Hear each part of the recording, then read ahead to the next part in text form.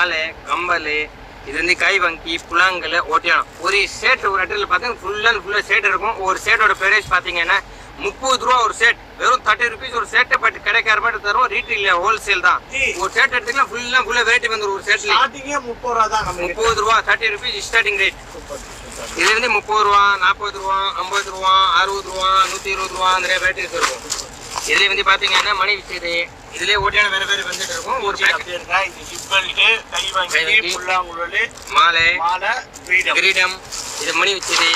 இதுலயே சின்னது பெருசு நிறைய இருக்கும். ஒரு கட்டையில பாத்தீங்கன்னா 10 பீஸ் இருக்கும். நீங்க 10 பீஸ் கூட எடுக்கலாம். உங்க அடுக்க முடியாது 6 பீஸ் கூட எடுக்கலாம்.